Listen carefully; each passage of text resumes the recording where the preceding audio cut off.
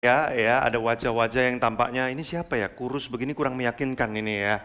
Bapak Ibu saya kenalin sekali lagi ya, nama saya Joshua Iwan Wahyudi. Mungkin ada yang bingung, Pak panggilnya namanya siapa gitu ya, karena nama semua orang dipakai ya, ada Iwan, ada Wahyu, ada Joshua, ada Yudi, digabung semua. Nah Bapak Ibu kalau suatu saat Anda kesempatan bisa ketemu saya papasan di mana gitu ya, Anda masih ingat dengan saya, Anda panggil saya namanya Iwan saja, itu nama panggilan saya Bapak Ibu ya. Karena Iwan artinya inilah pria menawan ya. Supaya Anda cepat ingat dengan saya, wah ini yang kemarin gitu ya. Oke Bapak Ibu, Anda siap dengan firman Tuhan pagi hari ini, amin? Semangat? Coba lihat wajah kiri kanannya, bersemangat nggak? Atau dia sudah masuk keadaan yang semakin dalam dan semakin dalam, jangan-jangan ya. Oke Bapak Ibu, hari ini tema saya adalah bertumbuh melalui karunia 5 pelayanan. Bapak Ibu gini, selama 10-15 menit pertama khotbah saya, mungkin Anda akan terasa agak bingung-bingung gimana di awalnya. Jangan khawatir, tetap ikutin terus aja ya, seperti mirip kayak nonton drama Korea. Ya, kalau episode 1, 2, dan 3 Anda masih bingung, loh ini siapa? Loh ini kenapa kok bisa begini? Loh ini apa? Dan sebagainya. Tapi biasanya nanti tengah-tengah menjelang akhir Anda makin paham, oh ini maksudnya. Terus Anda bisa makin ngerti ceritanya. Nah khotbah saya kurang lebih akan seperti itu. Jadi 10 menit pertama Bapak Ibu, walaupun Anda merasa kayak ini apa sih, ini khotbah apa sih? Ini kenapa sih kok ngomongin ini? Anda mungkin akan punya perasaan seperti itu, tapi tetap bersama dengan saya, oke? Setuju ya Bapak Ibu ya? Nah 10 menit pertama berikan energi Anda, fokus, konsentrasi karena ini sangat penting sekali. Ya, selama 1 bulan lalu Anda sudah belajar dan diajarkan tentang berfungsi sesuai karunia yang kita miliki masing-masing. Nah bulan Agustus ini kita akan melihat karunia-karunia apa yang Tuhan berikan kepada kita dan bagaimana kita bisa berfungsi di dalamnya. Oke, siap ya? Boleh slide saya dimunculkan? Bertumbuh melalui karunia 5 pelayanan. Nah Bapak Ibu ada rumus 579, nah boleh dimunculkan, nah ini dia ya, 579. Jadi kalau Anda baca di Alkitab, ada namanya 5 karunia pelayanan, yaitu adalah karunia yang diwariskan atau diberikan, ya lebih tepatnya diberikan ketika Yesus naik ke surga, dia memberikan 5 karunia pelayanan ini untuk kita semua tubuh Kristus. Tapi kalau Anda baca di Alkitab juga ada 7 karunia motivasi. Ya, 7 karunia motivasi ini diberikan dari Allah Bapa kepada kita. Lalu kalau Anda baca di Alkitab juga ada 9 karunia Roh Kudus. Nah, ya. Nah, karunia motivasi yang 7 dan 9 ini diberikan supaya kita bisa melakukan yang 5. Ya, 5 pelayanan, karunia pelayanan. Nah, hari ini saya ngebahasnya yang 5 aja. Ya, Bapak Ibu ini bukan angka 579 buat judi ya. Wah, kayaknya yang keluar nanti angka 579 ya. Di Indonesia udah nggak ada, tapi mungkin di internet masih ada ya. Kita pasang angka 579, bukan ya, bukan itu ya. Jadi 5 pelayanan, karunia pelayanan diberikan oleh Yesus waktu dia naik ke surga diberikan kepada kita. Lalu ada 7 karunia motivasi, lalu ada kemudian 9 karunia Roh Kudus. Kita akan belajar ini selama bulan Agustus ini. Nah ayatnya boleh dimunculkan, kita khusus hari ini hanya membahas 5 karunia pelayanan Yesus saja, ya, jangan banyak-banyak, dicicil satu-satu ya. Nah ayatnya ada di dalam Efesus 4 ayat 7-8 Bapak Ibu, tetapi kepada siapa? Kita masing-masing. Berarti kalau kita masing-masing berarti semua orang yang ada di ruangan ini, betul Bapak Ibu ya? Tetapi kepada kita masing-masing telah dianugerahkan kasih karunia menurut ukuran pemberian. Nah ini dia, pemberian. Berarti Bapak Ibu pemberian ini diberikan kepada siapa? Kita semua. Bukan cuma 1 atau 2 orang, bukan cuma oh si itu pemimpin, oh si itu yang pelayanan ini. Diberikan kepada si ini. Enggak, kepada kita semua. Katakan kita semua, 1, 2, 3. Kita semua. Berarti termasuk Anda juga dapat Bapak Ibu ya. Anda juga dapat. Nah, menurut ukuran pemberian Kristus, itulah sebabnya kata Nas, tatkala ia naik, ketika Yesus naik ke surga, ia membawa tawanan-tawanan, ia memberikan pemberian-pemberian kepada manusia. Apa pemberian-pemberian ini? 5 karunia pelayanan Yesus ini apa? Ayat berikutnya, Efesus 4 ayat 11, kita baca, inilah dia, ya. Dan ialah yang memberikan baik rasul maupun nabi, baik pemberita Injil, maupun gembala-gembala dan pengajar. Nah inilah dia rupanya 5 karunia pelayanan Yesus. Kenapa dikatakan 5 karunia pelayanan Yesus? Karena sepanjang Yesus hidup, dia lakukan 5 hal ini. Dia seorang diri, dia lakukan 5 hal ini sekaligus. Ya, dia ngajar, dia bernubuat, dia menginjil, dia membuka pintu-pintu yang tertutup, dia merintis pelayanan-pelayanan, dia juga menggembalakan. Yesus seorang diri melakukan 5 pelayanan ini. Nah, ketika dia naik ke surga, dia pengen 5 pelayanan ini tetap terjadi di muka bumi ini. Makanya dia berikan karunia ini kepada kita semua, Bapak Ibu. Bayangkan, dulu cuma Yesus dan murid-muridnya yang lakukan itu. Tapi sekarang yang lakukan itu siapa? Kita semua. Jadi harusnya lebih powerful nggak harusnya? Harusnya lebih powerful. Kenapa? Karena waktu itu Yesus cuma sama beberapa muridnya saja. Tapi sekarang kita semua loh bisa melakukan karunia pelayanan yang Yesus dulu lakukan. Nah, makanya boleh dimunculkan pernyataan saya, ini penting sekali Bapak Ibu ya. Kenapa? Nah ini pertanyaannya, kenapa setelah Yesus naik ke surga kok dia mesti kasih pelayanan ini ke kita? Kenapa udah nggak selesai aja begitu aja udahan gitu ya? Kenapa kok mesti kita menerima gitu ya karunia ini? Kenapa Yesus mesti memberikan? Nah jawabannya ada di ayat yang akan kita baca berikut ini. Ingat Bapak Ibu ya, ini episode 1 dan 2 kalau drakor masih bingung ya. Ini maksudnya apa sih Pak khotbah ini Pak? Kayaknya nggak ada urusannya sama saya, ikutin saya terus ya, jangan buru-buru pulang ya. Baru 10 menit udah mau pulang aja ya, belum ya. Bapak Ibu Anda tegang banget loh dari tadi ya. Apakah karena Anda baru pertama kali melihat saya gitu ya? Anda dari tadi menatap saya dengan mata curiga gitu ya. Coba hitungan ketiga boleh Anda agak senyum sedikit, 1, 2, 3. Nah gitu loh ya Bapak Ibu ya. Oke, Efesus 4 ayat 12. Kenapa Yesus mesti memberikan karunia pelayanan ini? Jawabannya adalah ini dia. Untuk memperlengkapi orang-orang kudus bagi pekerjaan pelayanan dan bagi pembangunan tubuh Kristus. Artinya apa Bapak Ibu? Kita semua itu harus terus ditumbuhkan kekristenan kita. Kita semua itu harus terus makin dewasa dari waktu ke waktu. Nah supaya makin dewasa dari waktu ke waktu, harus ada yang memperlengkapi. Kalau Anda punya anak, ya begitu anak Anda lahir cepret, kira-kira Anda biarin aja atau Anda lakukan sesuatu nggak sama anak Anda? Pasti Anda lakukan sesuatu, benar nggak? Anda ngajarin sesuatu kan kepada dia kan? Gini loh cara ngomong, gini loh cara jalan, gini loh cara makan sendiri. Anda ajari, betul nggak? Anda memperlengkapi kan gitu kan? Anda menumbuhkan, Anda membangun hidupnya dia supaya apa? Supaya dia bisa menjadi manusia dewasa nanti yang berfungsi seharusnya sebagai manusia. Makanya perlu diajar. Nah orang Kristen sejak dia lahir baru, dia harus terus ditumbuhkan dan diperlengkapi supaya apa? Supaya dia menjadi orang Kristen yang dewasa dan bisa berfungsi sebagaimana seharusnya orang Kristen itu. Tapi masalahnya banyak orang Kristen itu nggak mau ditumbuhkan Bapak Ibu.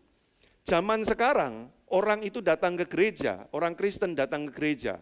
Kebanyakan orang Kristen itu begini, udah pokoknya saya pengen hidup saya diberkati. Kalau saya doa dijawab doanya. Kalau saya butuh sesuatu Tuhan langsung berikan. Ada nggak gereja yang bisa bikin saya kayak gitu? Ya. Datang ke gereja A ya, waduh ini khotbahnya kurang menjawab kebutuhan saya. Kebutuhan saya hari-hari ini adalah bagaimana mengembangkan bisnis dan finansial saya. Ini khotbahnya kok berfungsi sesuai karunia. Kurang nyambung nih khotbahnya. Lalu akhirnya apa? Nggak mau datang ke gereja ini. Saya cari gereja mana ya yang kira-kira khotbahnya bisa menjawab kebutuhan saya. Bapak Ibu kalau Anda punya anak, Anda akan ajarkan kepada anak Anda apa yang dia pengen atau apa yang dia butuh. Pertanyaannya. Apa yang dia butuh atau apa yang dia pengen yang Anda ajarkan kepada dia? Yang butuh dong ya. Salah satunya anak dari kecil menjadi dewasa, dia butuh apa? Belajar apa? Butuh belajar misalkan cara berkomunikasi yang baik, benar nggak? Ya, kalau anak dari kecil nggak pernah diajari cara berkomunikasi yang baik, nanti makanya anak-anak zaman sekarang ya, lihat pamannya, orang yang lebih tua, temennya kita, orang tuanya gitu kan, bisa lihat cuman kayak, hey bro, wih gitu, ya gawat banget ya. Kalau Anda sama teman Anda gitu ya, lagi main ke rumah teman Anda, terus anaknya siapa Anda? Bro, siapa lu? Sudah Anda kan kaget, ini orang nggak pernah diajarin nih. Nah Bapak Ibu kita ngajarin anak kita apa? Yang dibutuhkan, bukan apa yang dia pengen. Karena apa yang dia pengen bisa yang ngawur-ngawur, betul nggak Bapak Ibu? Tapi banyak orang Kristen datang ke gereja, bukan mencari apa yang harusnya, bukan apa yang perlu, bukan apa yang dibutuhkan untuk menjadi orang Kristen yang sesungguhnya, tapi yang mereka cari datang ke gereja apa? Yang dia pengen. Makanya orang ke gereja udah kayak datang ke bioskop. Ya, yang di depan ditontonin terus dan kemudian mulai dilihat. Pakaiannya kurang matching tuh. Coba lihat tuh, yang khotbah rambutnya udah makin habis tuh. Ya, dia aja stres hidupnya, ngapain khotbahin kita? Ya, ini lampunya kenapa sih agak remang-remang ya? Ini kok kayak gimana gitu ya? Sudah banyak orang datang ke gereja kenapa? Mencari apa yang dia mau, apa yang dia pengen. Bukan apa yang Tuhan pengen, bukan apa yang dia butuhkan, Bapak Ibu. Ini bahaya. Padahal Anda tadinya nyanyi lagunya kan? Ku semakin berkurang, Yesus makin bertambah. Itu tadi nyanyinya beneran apa acting sih Bapak Ibu? Kalau beneran nyanyinya, aku harus makin kurang. Berarti apa? Keinginan dan kemauan-kemauanku ini harus makin berkurang. Lalu aku harus tahu kemauan Yesus itu apa. Makanya tadi lagunya kan gini. Mengikut Yesus, ku lepas semua hakku untuk, kan gitu kan kalimatnya. Ku lepas semua hakku untuk mengenal kehendaknya di hidupku. Kan gitu. Bapak Ibu, tapi banyak orang Kristen datang ke gereja yang dicari apa? Aku maunya gini, aku maunya gini, aku maunya gini. Bisa dikasih nggak? Kalau nggak bisa dikasih, saya cari gereja yang bisa ngasih itu. Nggak ada gereja yang bisa ngasih itu. Kalau gitu saya cari tempat lain aja, bukan gereja juga nggak apa-apa. Tuhan Yesus bisa jawab doaku nggak? Kalau aku doa minta duit yang banyak, Tuhan Yesus bisa kasih nggak? Kalau nggak bisa kasih, Sun Gokong bisa kasih, aku nyembah Sun Gokong aja. Bapak Ibu, itu orang Kristen zaman sekarang.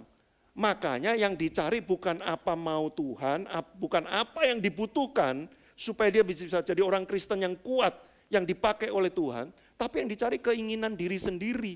Makanya kadang-kadang kalau dengar khotbah yang modelnya berfungsi sesuai karunia, lu aja yang berfungsi sesuai karunia. Pak Edi aja lah, Pak Edi udah ngajarnya hebat banget. Udah Pak Edi aja berfungsi sesuai karunia. Saya mah menerima aja. Bapak Ibu, ya. Enggak gitu, karena dikatakan tadi, kita masing-masing Bapak Ibu akan menerima pemberian ini. Ngapain Tuhan memberikan pemberian itu kepada kita? Untuk kita itu saling memperlengkapi dan menumbuhkan satu sama lain, Bapak Ibu. Boleh dimunculkan statement saya di slide saya. Ini penting, Bapak Ibu Anda harus paham prinsip ini. Ya, nah ini udah mulai masuk episode 5-6 nih kalau drakor ya. Anda udah mulai agak ngerti-ngerti dikit gitu ya Bapak Ibu ya. Nah, gereja, tubuh Kristus yang sehat Bapak Ibu, adalah gereja yang aktif dan hidup di dalam karunia 5 pelayanan. Gereja yang sehat itu adalah gereja yang kelihatan kerasulannya. Kerasulan itu apa? Bergerak menerobos ke tempat-tempat yang belum dijangkau. Bukain pintu-pintu, merintis ke tempat-tempat yang sunyi. Kan katanya kan gitu ya, kembangkanlah, lebarkanlah kemahmu di tempat-tempat yang sunyi. Itu karunia kerasulan. Gereja yang sehat itu apa? Gereja yang memberikan pengajaran Bapak Ibu. Gereja yang sehat apa? Gereja yang profetik, kenabian, ada suara Tuhan yang disampaikan. Gereja yang sehat apa? Gereja yang menginjil, mengirim orang keluar untuk memenangkan jiwa buat Kristus. Gereja yang sehat apa? Gereja yang ada penggembalaannya. Tapi Bapak Ibu coba Anda amati, ada gereja yang pengajaran banget, tapi nggak ada suara Tuhannya, nggak ada kenabiannya. Wah, ngomongin pengajaran terus. Ada gereja yang penggembalaan terus ya, yang penting kita makan-makan ya. Kamu baik-baik, baik-baik, puji Tuhan, yang penting kita semua baik-baik. Tapi nggak pernah diajar. Hati-hati Bapak Ibu, saya pernah satu kali ya, ada satu pemimpin gereja gitu ya, dia mengucapkan statement seperti ini. Memang di gereja kami itu kurang saling memperhatikan. Wah, dia mengakui Bapak Ibu ya. Memang di gereja kami itu cuek, ya orang mau hidupnya ngalamin apa, nggak apa-apa, udah biarin aja. Ya, kurang diperhatikan jemaatnya, kurang digembalakan gitu ya. Tapi kemudian dia ngomong kalimat ini, tapi yang penting gereja kami pengajarannya paling benar. Wih, kalau dia mengucapkan pengajarannya paling benar, tapi dia nggak menggembalakan, nggak ada penggembalaan di dalamnya, itu kurang benar Bapak Ibu. Karena di Alkitab jelas harus 5-5-nya ada. Jadi Bapak Ibu kalau gereja Anda di Abalov Industri ini membicarakan tentang kerasulan, pengajaran, profetik, penginjilan, dan ada penggembalaannya juga lewat komsel-komsel. Anda sedang berada di gereja yang sehat. Tapi banyak orang Kristen nggak mau. Maunya apa? Digembalain terus saja. Ya. Kok saya nggak ditanyain sih kabar saya hari ini bagaimana? Wah, kalau datang ke Komsel gitu ya, kok nggak ada yang nyambut saya sih, saya datang ke Komsel. Kok ini Komsel isinya pengajaran terus sih, buka Alkitab tuh. Saya pernah loh Bapak Ibu ya, suatu hari ya, ada PKS nih, ini ceritanya PKS nih, komplain sama pemimpin di atasnya bilang gini, Kak, kenapa sih gereja kita ini Komselnya rohani banget? Loh, saya kaget. Loh, kalau Komsel nggak rohani terus ini apa namanya gitu ya? Kok kita Komsel kita ini kok ngomongin Alkitab terus sih, Kak? Bu, ya sekali-kali ngomongin yang bukan Alkitab. Lah namanya gereja kalau nggak ngomongin Alkitab terus ngomongin apa, Pak? Lu yang ngomongin bisnis, ngomongin hobi, ngomongin bakmi, kan boleh. Boleh nggak Bapak Ibu? Boleh, siapa bilang nggak boleh? Silakan ngomongin bakmi di Komsel, bakmi mana yang enak ya. Ngomongin sepeda, ngomongin bioskop, film kemarin, habis nonton film apa. Silakan Anda ngomongin itu Bapak Ibu, tapi jangan pernah lupa ngomongin kebenaran itu harus wajib hukumnya. Jangan sampai Anda nggak ngomongin Alkitab, cuma ngomongin yang lain doang Bapak Ibu. Kenapa? Nah, nanti Anda akan bertumbuhnya tidak serupa Kristus, tapi serupa dunia. Makanya Bapak Ibu kita lihat, cepat aja ya, silakan dimunculkan. Ada satu orang hamba Tuhan namanya Ray C. Statement, ya, dia menganalogikan ya 5 karunia pelayanan itu seperti tubuh kita. Ya, Anda langsung pusing ya lihat wajahnya ya, Pak saya udah lama nggak sekolah Pak. Saya sekolahnya udah berapa puluh tahun yang lalu, kok ini sekolah biologi lagi. Tenang, cuman 1 slide aja ya. Nah jadi Bapak Ibu, tubuh kita ini ada banyak sistem. Ada sistem tulang, ada sistem otot, ada sistem syaraf, pencernaan, sirkulasi darah. Nah 5 karunia pelayanan Yesus itu adalah seperti sistem-sistem ini. Boleh dimunculkan berikutnya? Ya, pelayanan kerasulan itu seperti tulang dan otot. Ya. Pelayanan kenabian itu seperti syaraf, Bapak Ibu ya. Kalau syaraf Anda lumpuh, Anda nggak bisa gerakin badan Anda. Kenapa? Karena tidak ada perintah yang nyampe ke badan Anda. Nah, kenabian itu seperti kayak gitu, pelayanan kenabian. Nah, ada pencernaan. Kalau pencernaan Anda bermasalah, energi Anda nggak keluar. Nah, kalau pelayanan penginjilan bermasalah, nggak akan keluar itu gereja energinya. Terus ada apa lagi? Guru dan gembala, pengajar dan gembala itu apa? Seperti darah yang memelihara distribusi nutrisi ke seluruh tubuh kita. Nah ini semua harus ada Bapak Ibu dalam tubuh Anda. Kalau Anda sehat syarafnya, Anda sehat darahnya, tapi tulang Anda bermasalah, tetap aja Anda akan bermasalah. Nah Bapak Ibu dari analogi ini, boleh dimunculkan berikutnya statement saya kembali lagi yang pertama, gereja yang sehat adalah gereja yang aktif di dalam 5 pelayanan Yesus. Makanya kenapa Anda perlu ibadah hari ini diajarkan tentang ini Bapak Ibu. Bahwa Anda harus ada di dalam 5 karunia pelayanan ini. Karena gereja yang sehat, tubuh Kristus yang sehat, kalau Anda mau menjadi orang Kristen yang sehat, Anda harus menghidupi di dalamnya. Nah, boleh dimunculkan slide saya berikutnya. Kita semua, gambarnya ya, semua orang harus aktif melakukan ini, saling memperlengkapi satu sama lain. Berikutnya, tapi di antara beberapa orang ini nanti akan ada yang punya kekhususan. Wah, yang satu lebih kuat karunia kerasulannya. Wah, yang satu lebih kuat ngajarnya. Wah, yang satu lebih kuat kenabiannya. Nanti akan ada beberapa orang di tengah praktek di Komsel. Jadi Bapak Ibu, Anda praktek di sini di mana? Di Komsel. Makanya kalau di Komsel Bapak Ibu jangan PKS Anda semua yang lakukan ya. PKS Anda yang hubungi satu-satu, PKS Anda yang ngatur, PKS Anda yang mimpin pujian, PKS Anda juga yang khotbah, PKS Anda juga yang masak nyiapin makanannya, PKS Anda juga yang doa tutup ya. Habis itu PKS Anda juga yang kemudian ngusirin Anda pulang sudah malam ya. Lalu PKS Anda juga yang WhatsAppin satu-satu udah nyampe rumah atau belum. Begitu Anda sudah nyampe rumah, PKS-nya amsyong. Masuk rumah sakit. Karena dia sendirian melakukan 5 pelayanan karunia ini ya, karunia pelayanan Yesus ini ya. Makanya kalau ada PKS di kiri kanan Anda coba dilihat wajah PKS-nya. 1, 2, 3. Banyak kerutannya pasti. Ya, carut marut kehidupannya banyak itu. Ya, dia 10 tahun lebih tua dari seharusnya. Kenapa Bapak Ibu? Karena Anda sebagai anggota Komsel maunya gini, udah biar Pak PKS saja. Dia yang diberikan karunia. Oh enggak loh Bapak Ibu, ayatnya Anda sudah baca tadi siapa yang diberikan? Kita masing-masing Bapak Ibu. Makanya latihannya di mana? Di komsel, Bapak Ibu. Ya, makanya kalau Anda dapat dorongan untuk mendoakan seseorang, Anda di komsel boleh loh datengin ya.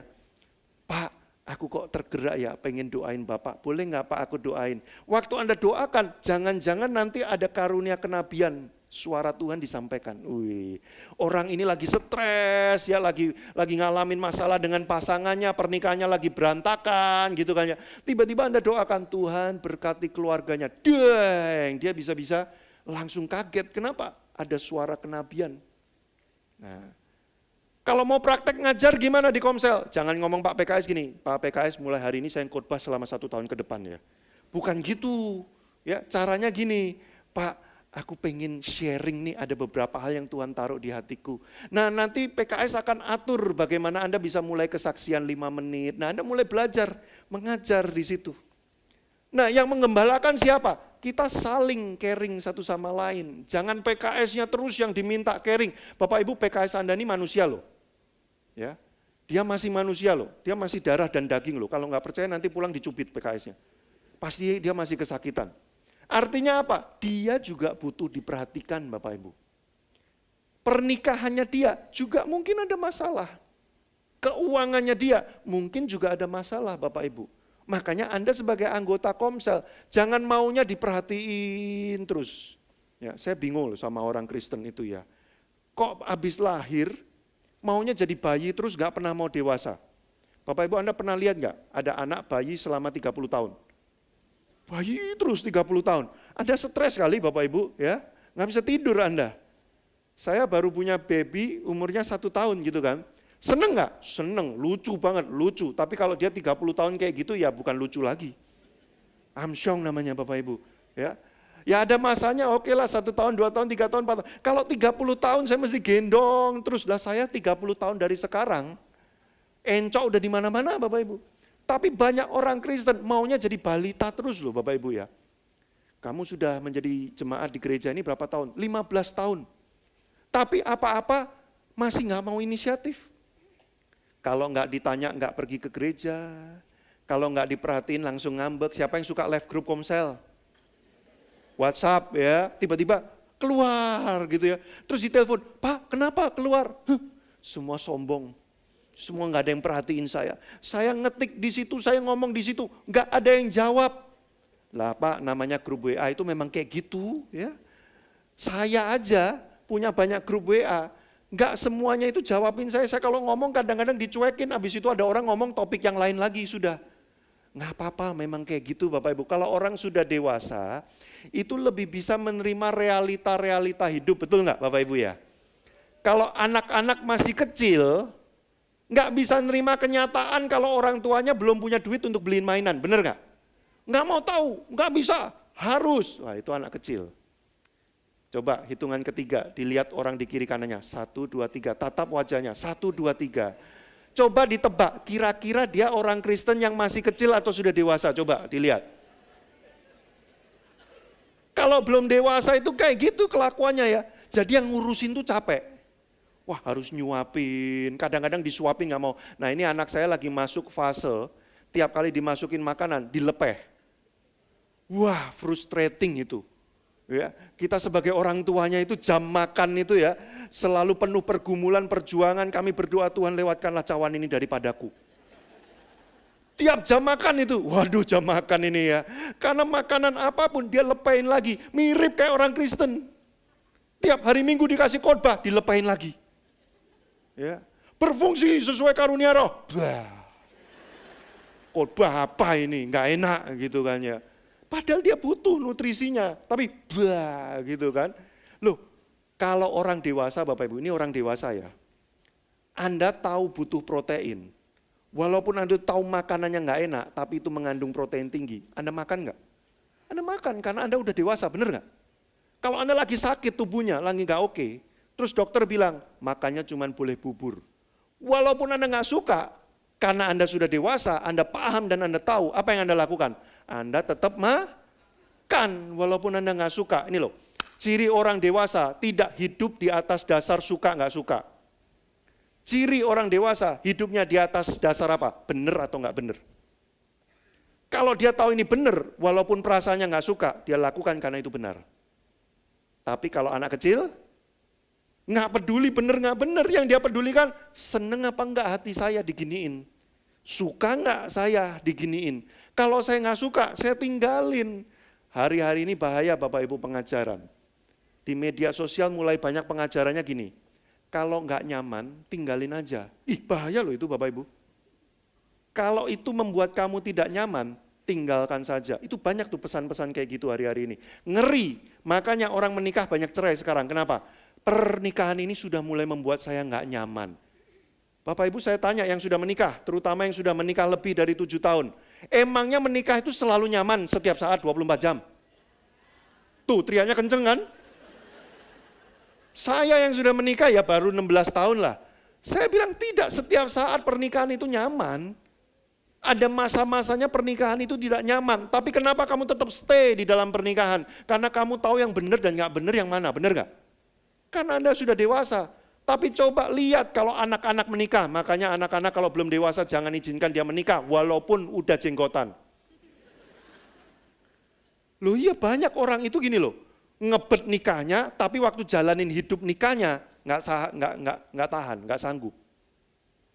Makanya mampu menikah belum tentu mampu hidup dalam pernikahan. Kalau cuma nikah doang aja, gampang, kecatatan sipil selesai, nikah. Tapi hidup dalam pernikahan butuh kedewasaan. Nah orang Kristen tuh nggak mau didewasakan. Sukanya itu apa? Nyari yang dia suka aja. Ih musiknya nggak, nih musiknya apa itu tadi? Ada semi-semi dangdut. Ini gereja apa ini ada semi-semi dangdut? Aku nggak mau. Aku maunya musik itu yang klasik. Wah itu baru tuh ya, suka saya. Bapak Ibu Saudara, kekristenan itu bukan suka nggak suka. Kekristenan itu adalah apa kata Tuhan.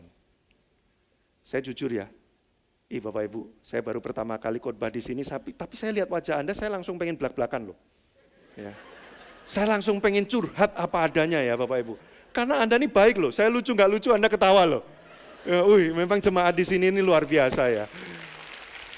Ini saya curhat ya Bapak Ibu ya, saya cerita apa adanya nih. Kalau saya ditanya, ini di Abaloh Barat ya, di Abaloh Barat ini bulan Agustus lagi bulan misi. Setiap bulan Agustus kami bulan misi. Wah ngomongin menjangkau Indonesia dan sebagainya. Bapak Ibu saya jujur, saya kalau ditanya, saya cinta Indonesia enggak sih? Jawaban saya, kurang cinta Indonesia. Kenapa? Karena saya lihat ini orang-orang, saya kayak Nabi Yunus.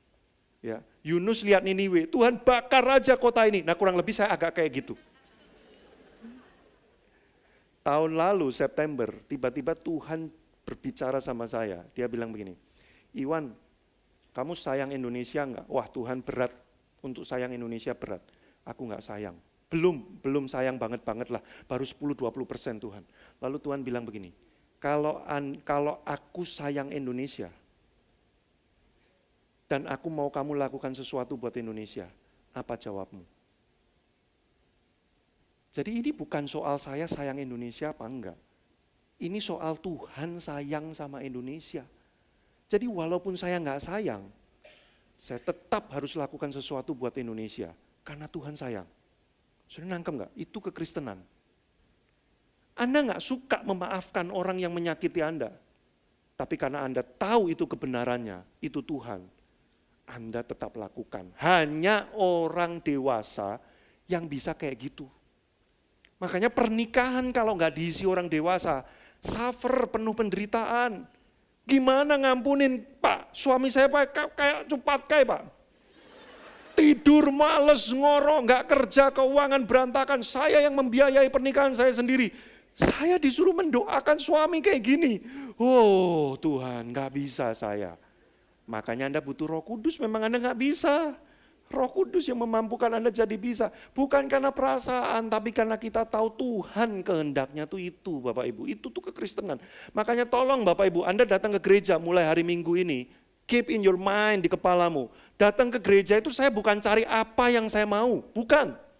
Anda tidak sedang pergi ke bioskop. Kalau Anda pergi ke bioskop, filmnya jelek, berantakan, putus-putus, lampunya plap, ada suara anak kecil mengganggu. Anda komplain karena Anda nggak mau itu. Tapi Anda pergi ke gereja, bukan mencari apa yang Anda mau. Cari apa yang Tuhan mau untuk hidup saya. Saya kerja punya bisnis, Tuhan mau apa sih dalam bisnis saya? Oh, ada suara kenabian yang muncul lewat bisnis saya. Tuhan mau pakai saya kerja di kantor, saya sebagai pemimpin, manajer, pemimpin cabang. Anda jadi dokter, Anda jadi pengacara, Anda menjadi graphic designer.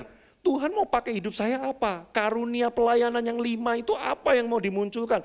Oh, ternyata ada banyak desainer-desainer yang hidupnya tidak digembalakan, berantakan banget. Tuhan pakai saya menjadi graphic designer untuk menggembalakan desainer-desainer ini. Sudah nangkep nggak maksud saya? Oh Pak, saya cuma ibu rumah tangga. Lah itu, ibu rumah tangga itu adalah ladang yang menguning Bapak Ibu. Kenapa? Karena mereka sering berkumpul dan membicarakan segalanya. Ibu-ibu rumah tangga. Tuhan utus Anda sebagai ibu rumah tangga masuk ke dalam perkumpulan ibu-ibu PKK ini loh. Ya, supaya ada suara Tuhan kenabian di situ. Ada kerasulan, Anda membuka, merintis komsel ibu-ibu PKK ini. Ada penginjilan di situ, ada pengajaran loh, ibu-ibu rumah tangga perlu diajar nggak? Perlu diajar.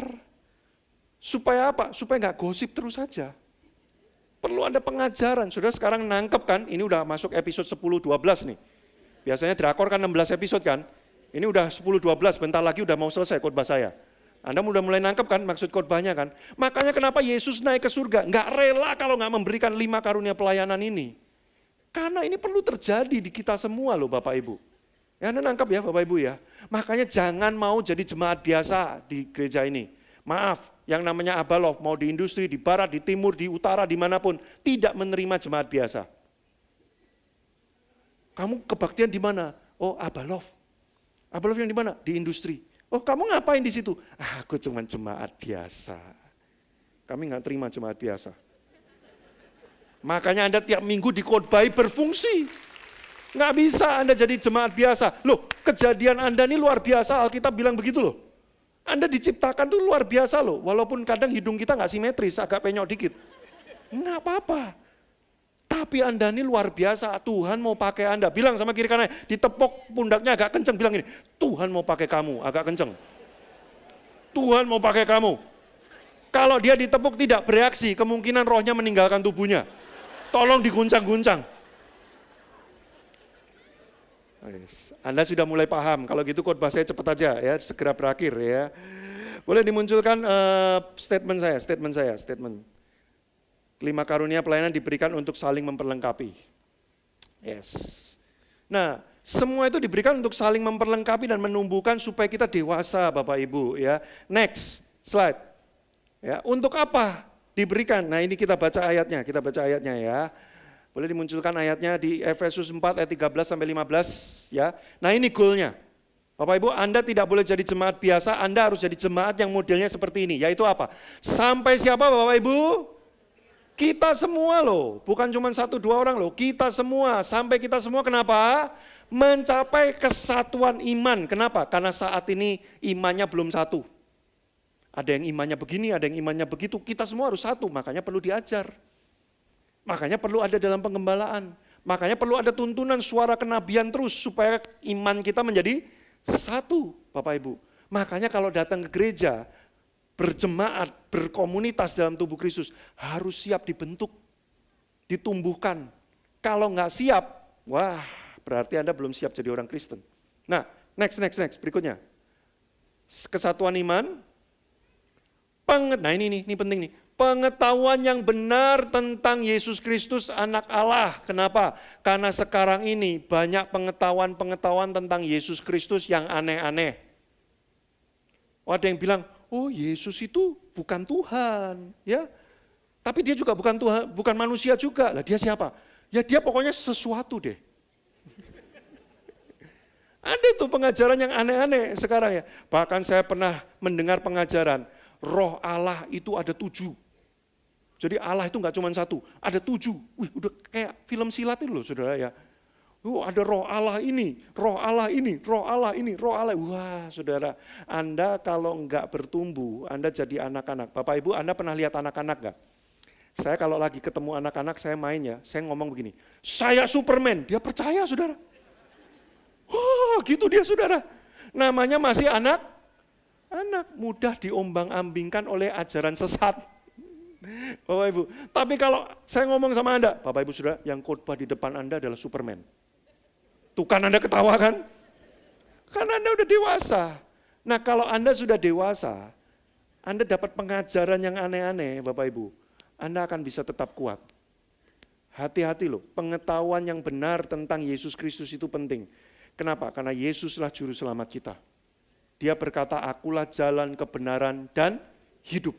Kalau sampai kita salah mengenali dia, kita menyeleweng dari jalan, kebenaran, dan hidup. Terus, supaya apa lagi? Coba kita baca. Kedewasaan penuh, nah ini dia saudara. Kedewasaan penuh. Tadi saya sudah bahas panjang lebar tentang kedewasaan. Dan satu lagi, dan tingkat pertumbuhan yang sesuai dengan apa Bapak Ibu Saudara? Kepenuhan Kristus. Anda harus terus makin penuh oleh Kristus, bukan penuh sama yang lain Bapak Ibu. Ya. Sehingga kita bukan lagi anak-anak yang diombang-ambingkan oleh rupa-rupa angin pengajaran, oleh permainan palsu manusia dalam kelicikan mereka. Ini salah satu ya, permainan palsu Bapak Ibu. Ada orang yang bilang begini, ikut Yesus itu pasti kaya raya. Kalau ikut Yesus nggak kaya raya, pasti ada yang salah dalam kekristenannya. Ngawur. Ngawur, itu pengajaran yang ngawur. Anda baca di Alkitab, murid Yesus ada yang kaya raya nggak? Nggak ada. Oh berarti ikut Yesus pasti miskin. Enggak, siapa yang bilang gitu? Enggak bilang gitu juga. Tapi kalau ada orang yang bilang gini loh, ikut Yesus pasti kaya raya. Karena tujuan dia memanggil kita adalah membuat kita diberkati dan menjadi kaya raya. Salah. Kalau tujuan Yesus memanggil kita supaya kita kaya raya, dia langsung panggil kita ke surga. Di sana kaya raya banget. Ngapain susah-susah di dunia? Sudah tujuan Yesus panggil kita itu bukan supaya kita kaya raya. Yesus panggil kita satu, supaya kita tuh bersekutu dengan dia dekat, kayak bapak dan anak, dekat, kayak sahabat dekat. Lalu kemudian kedua, mengajak sebanyak-banyaknya orang untuk masuk dalam persekutuan yang menyenangkan itu. Dua itu tujuannya. Dia bikin beberapa orang menjadi kaya raya, supaya lewat kekayaannya bisa ngajak orang ketemu dengan Tuhan Yesus. Nangkep nggak? Tapi tidak semua juga harus jadi kaya raya. Maksud saya gini loh Bapak Ibu, kalau Anda kebetulan bukan yang jenis kaya raya, Anda nggak usah pusing, Tuhan nggak berkatin saya dan sebagainya, bla bla bla. Pengajaran-pengajaran seperti itu membuat apa? Membuat kita berpikir gini, kalau Tuhan nggak memberkati saya secara finansial, berarti hidup saya ini salah. Atau berarti Tuhan itu jahat sama saya. Bapak Ibu, kalau dia lihat kita butuh untuk diberikan keuangan, dia pasti berikan pada waktunya. Dia bukan Tuhan yang gini loh, coba sanggup miskinnya seberapa ya, bikin tambah miskin lagi, masih sanggup. Kita kayak mainan di hadapan Tuhan. Tuhan gak kayak gitu. Dia tahu yang terbaik buat kita kok. Kalau dia lihat kita butuh, dia pasti berikan. Tepat pada waktunya. Anda jangan berprasangka buruk sama Tuhan. Bapak Ibu, saya belum bisa punya anak sampai 14 tahun. Tapi saya tidak pernah berprasangka buruk bahwa Tuhan tidak memberkati saya.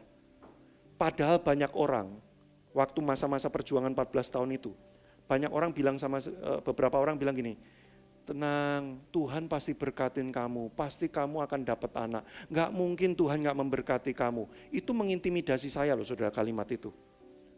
Karena saya berpikir gini, berarti kalau seumur hidup saya nggak bisa punya anak, Tuhan berarti nggak memberkati saya ya. Saya pikir begitu. Enggak saudara, diberi anak atau tidak diberi anak, Tuhan tahu yang terbaik buat hidupmu. Dia memberkati kita Bapak Ibu, bukan dengan cara yang kita mau. Makanya tumbuh dewasa Bapak Ibu, supaya Anda nggak dapat pengajaran-pengajaran yang menyimpangkan Anda dari Kristus, tapi membawa Anda malah kepada dunia. Saya tutup dengan kalimat terakhir di dalam ayat yang kita baca ini. Boleh dimunculkan ayat tadi? Efesus 4 ayat 13 sampai 15. 5 menit terakhir tolong bangunkan yang kebetulan ketiduran. Khotbahnya mau selesai. Ya. Oleh permainan palsu manusia dalam kelicikan mereka yang menyesatkan. Tetapi dengan teguh berpegang kepada kebenaran di dalam kasih, kita, ini bagian yang diberikan warna penting Bapak Ibu, bertumbuh di dalam segala hal ke arah Dia, Kristus, yang adalah kepala. Anda harus bertumbuh, tapi bertumbuhnya itu ke arah Kristus. Dalam segala hal. Artinya yang bertumbuh itu apa? Bukan cuma pengetahuan, semua. Tubuh fisik Anda, pengetahuan Anda, keuangan Anda, pernikahan Anda, hubungan-hubungan Anda. Harus bertumbuh, tapi bertumbuhnya ke arah apa Bapak Ibu? Kristus. Sorry ya Bapak Ibu, banyak orang Kristen, keuangannya bertumbuh, karirnya bertumbuh, keluarganya bertumbuh, kehidupannya bertumbuh, tapi nggak ke arah Kristus. Tanpa sadar, mereka makin lama makin menjauh dari Kristus, tapi masih kebaktian. Nah itulah makanya ada ayatnya ya di akhir zaman nanti. Orang datang beribadah, tetapi memungkiri kekuatan kuasanya. Masih datang kebaktian, tapi nggak percaya dengan apa yang terjadi di dalam kebaktian. Karena hidupnya arahnya sudah bukan Kristus lagi. Hati-hati Bapak Ibu Saudara. Hari-hari ini banyak pengajaran yang membuat Anda akan menyeleweng dari Kristus. Makanya saya pikir lagu tadi profetik. Mengikut Yesus adalah kesukaan buat kita. Melepas hak. Bapak Ibu, Anda harus bersedia untuk diperlengkapi, diajar. Lewat karunia 5 pelayanan. Supaya apa? Supaya hidup Anda ini terus mengiring Yesus, Bapak Ibu Saudara. Tenang aja, coba Anda lihat wajah penatua-penatua Anda. Gak ada yang jahat kan wajahnya kan? Ya. Mereka baik-baik loh saudara. Kenapa? Karena mereka pengen membuat Anda itu tetap terus mengiring Yesus. Makanya mereka mengajar Anda, menggembalakan Anda. Mereka terus merintis dalam kerasulan. Supaya Anda tetap mengiring Yesus. Nah Anda harus lanjutkan pelayanan itu. Di rumah Anda, di komsel Anda. Di dalam tempat kerja Anda, di komunitas Anda. Amin, Bapak Ibu mau Bapak Ibu? Saya tantang sebelum saya menyelesaikan khotbah ini. Bapak Ibu, pulang dari tempat ini. Jadilah jemaat yang dewasa. Jangan cuman karena gak suka, gak enak, gak nyaman dengan khotbahnya, gak nyaman dengan tempatnya, gak nyaman, terus langsung main pergi-pergi. Bapak Ibu, belajar dewasa. Tanya Tuhan, apa yang dibutuhkan untuk saya Tuhan? Jangan-jangan Tuhan memang mau bentuk kita lewat komunitas kita. Walaupun gak nyaman, sudah berdoa. Minta Tuhan tolong. Yuk kita nyanyi lagu yang terakhir tadi ya, mengikut Yesus. Bapak Ibu ya, saya menantang Anda untuk berkomitmen ulang. Untuk mengiring dia dan mengizinkan 5 karunia pelayanan ini terjadi dalam hidup Anda. Izinkan diri Anda diajar, izinkan Tuhan bicara sama Anda. Beri dirimu digembalakan, jangan jadi domba yang susah untuk digembalakan. Kalau Tuhan utus Anda untuk merintis, Tuhan utus Anda untuk memberitakan Injil, jangan takut, berani, maju. Kita iring Yesus saudara. Hak kita harus makin berkurang untuk mengenal kehendak Tuhan. Haleluya. Semua amin. Itulah kesukaan hatiku. Ku lepas semua hakku untuk mengenal kehendaknya. Mari bawa hati kita Bapak Ibu. Ini menjadi komitmen kita di hadapan Tuhan. Yesus, itulah kekuatan hidupku. Ku yakin anugerah. Kami yakin Tuhan, Engkau akan memampukan kami. Oh, menjadi hamba-Mu yang setia. Sekali lagi mari angkat hatimu, mari bawa di hadapan Tuhan. Mengikut Yesus. Haleluya, mari kita bangkit berdiri, kita bawa hidup kita. Yesus, itulah kesukaan hati kami. Ku lepas semua hakku. Kami ingin mengenal kehendak-Mu.